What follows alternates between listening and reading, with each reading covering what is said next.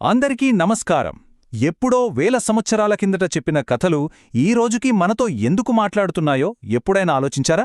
ఈరోజు మనం కేవలం పాత కథల్ని మళ్లీ చెప్పుకోవట్లేదు.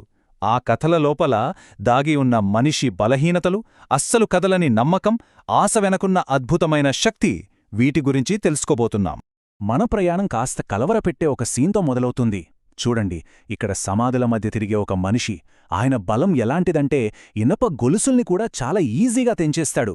కాని ఈ పైకి కనిపించే బలం వెనక తనని తాను కంట్రోల్ చేసుకోలేని ఒక భయంకరమైన అంతర్గత పోరాటంతో నలిగిపోతున్నాడు. సరే, ఇప్పుడు ఇంకో రకమైన చీకటి గురించి చూద్దాం. ఇది కేవలం కళ్ళు కనపడకపోవడం మాత్రమే కాదు, సమాజం సృష్టించిన చీకటి కూడా. ఊరికి దూరంగా రోడ్డు పక్కన కూర్చున్న ఈ బిచ్చగాడు తన కళ్లతోనే కాదు, అసలు తన జీవితంలో ఆశ అనే వెలుగునే చూడలేకపోతున్నాడు. అంటే ఒకరేమో లోపలి గందరగోళంతో, ఇంకొకరేమో బయట ప్రపంచం చూడలేని చీకటితో బాధపడుతున్నారు కదా. మరి ఇంత నిస్సహాయంగా ఉన్న ఈ కథలు ఈరోజు మనకి పవర్, కంపాషన్ అంటే కరుణ, ఇంకా ఆశ గురించి ఏం నేర్పిస్తాయి? ఆ విషయమే ఇప్పుడు మనం లోతుగా చూడబోతున్నాం. సరే, ముందుగా కంటికి కనిపించిన శక్తుల మీద అధికారమనే పాయింట్ చూద్దాం. ఒక మనిషిని బంధించిన ఆ అదృశ్య శక్తిని ఎదుర్కోవడం అసలదెలా సాధ్యమైంది? గరాసేనీయుల ప్రాంతంలో ఉండే ఈ మనిషిని చూడండి. ఊరికి దూరంగా ఒంటరిగా తనకి తానే రాళ్లతో కొట్టుకుంటూ గాయపరుచుకుంటున్నాడు. ఆయన్ని కట్టేయాలని ప్రయత్నించిన ప్రతిసారీ ఆ సంకెళ్ళు ముక్కలైపోయాయి.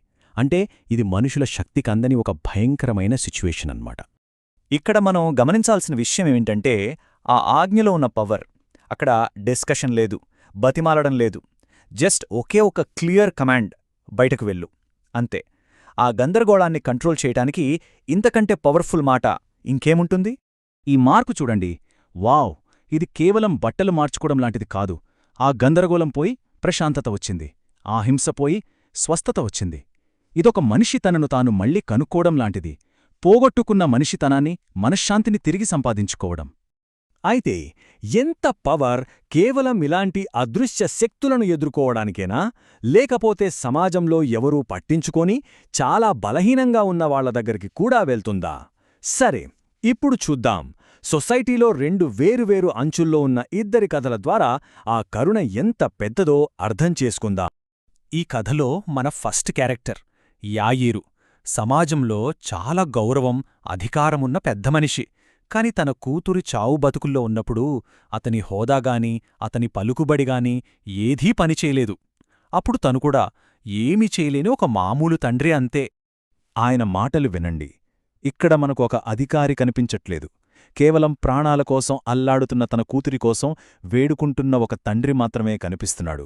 ఆయనకున్న ఆ నిస్సహాయతే ఆయనలో అంత గొప్ప నమ్మకానికి పునాది వేసింది. సరే, ఇప్పుడు కాయిన్కి రెండో వైపు చూద్దాం. ఇక్కడ భర్తిమయి ఉన్నాడు. కళ్ళు కనపడని ఒక బిచ్చగాడు. ఎవ్వరూ పట్టించుకోరు. జనం తనని గట్టిగా అరవద్దనంటున్నా అతని ఆ కేక తనకున్న ఒకే ఒక్క ఆయుధం. అదే అతని ఆశకు చివరి అవకాశం. చూడండి, వాళ్ళిద్దరి మధ్య ఎంత తేడా! ఒకరేమో పెద్ద అధికారి, ఇంకొకరేమో బిచ్చగాడు. అయినా ఇద్దరూ ఒకే చోట నిలబడ్డారు. అదే నిస్సహాయత, అదే ఆశ. వాళ్ల అవసరం ముందు వాళ్ల సోషల్ స్టేటస్ అనేది లేకుండా పోయింది. ఇద్దరూ ఒకే అద్భుతం కోసం ఎదురుచూస్తున్నారు. ఇక ఆశ లేదు, అన్నీ అయిపోయాయి అనుకుంటున్న టైం అది. కూతురు చనిపోయిందని వార్త రాగానే యాయీరు కుప్పకూలిపోయాడు. సరిగ్గా ఆ నిరాశలో ఆయనకొక మాట వినిపించింది. భయపడకు, కేవలం నమ్మిక ఉంచు. భర్తిమైకి కూడా దాదాపు ఇలాంటి మాటే వినిపించింది. అంటే అధికారి అయినా, బిచ్చగాడైనా వాళ్ళిద్దర్నీ కలిపింది, వాళ్లకు స్వస్థత ఇచ్చింది ఏంటంటే వాళ్లకున్న గట్టి నమ్మకమే. సరే, ఈ నమ్మకమనేది కేవలం పర్సనల్ హీలింగ్కేనా? లేకపోతే ఒక సమాజం మొత్తానికి ఉన్న అవసరాన్ని కూడా తీర్చగలదా? ఇప్పుడు మనం అలాంటి ఒక కథనే చూద్దాం. కొంచాన్ని చాలా ఎక్కువగా మార్చిన ఒక అద్భుతమైన కథ. ఇక్కడ ప్రాబ్లం చాలా పెద్దది. ఏకంగా 5,000 మంది ఆకలితో ఉన్నారు. మరి ఉన్న రిసోర్సెస్ ఏంటి? చాలా తక్కువ. కేవలం 5 చిన్న రొట్టెలు, 2 చేపలు, అంతే. కాని దేవునికి థాంక్స్ చెప్పి చేసిన ఒక చిన్న పనితో ఆ కొద్దిపాటి ఆహారమే అందరి ఆకలి తీర్చడమే కాదు, ఇంకా బోలెడంత మిగిలిపోయే అంత సమృద్ధిగా మారిపోయింది. ఈ సీన్ చూస్తే కేవలం కడుపు నిండటం మాత్రమే కాదు, అక్కడ ఆశ, అందరూ ఒకటిగా ఉండటం అనే ఒక సెలబ్రేషన్ కూడా కనిపిస్తుంది. మన దగ్గర కొంచెమే ఉన్నా సరే దాన్ని పంచుకుంటే అది ఎంత పెద్దదవుతుందో చెప్పడానికి ఇంతకంటే మంచి ఎగ్జాంపుల్ ఉండదు. మరింత పవర్, ఇంత కరుణ, ఇంత సమృద్ధి ఇవన్నీ అసలు ఎవరికోసం? ఎవరికి డోర్స్ ఓపెన్గా ఉంటాయి? సరే, ఫైనల్గా ఈ కథలన్నీ కలిపి మనకిచ్చే ఒక ముఖ్యమైన మెసేజ్ ఏంటో చూద్దాం. ఇక్కడ మనకు రెండు వేర్వేరు ఆలోచనలు ఫైట్ చేసుకోవడం కనిపిస్తోంది. ఒకవైపు రూల్స్, క్వాలిఫికేషన్స్ అంటూ పిల్లల్ని ఆపేస్తున్న శిష్యులు, ఇంకోవైపు ఎలాంటి కండిషన్స్ లేకుండా అందర్నీ పిలవడం. ఇది కేవలం పిల్లల గురించిన కథ కాదు, అసలు ఎవరు అర్హలు అనే దానిమీద ఇచ్చిన ఒక పవర్ఫుల్ స్టేట్మెంట్. ఈ ఒక్క మాట అన్నింటికీ ఫుల్ స్టాప్ పెడుతుంది.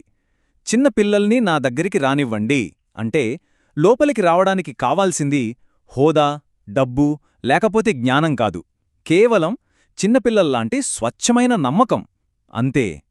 సో మనం ఆలోచించాల్సిన ప్రశ్న ఇదే: ఈ కథలు కేవలం ఎప్పుడో పాతకాలంలో జరిగిన అద్భుతాల గురించినవేనా, లేకపోతే మన అందరిలో లోపలుండే ఒక అవసరాన్ని చూపిస్తున్నాయా? అంటే మన స్టేటస్తో సంబంధం లేకుండా ప్రతి ఒక్కరినీ ప్రేమగా దగ్గరకు తీసుకునే కరుణ కోసం మనం పడే తపనను ఇవి చూపిస్తున్నాయా? ఈ ఆలోచనతో ఈరోజుకు ముగిద్దాం.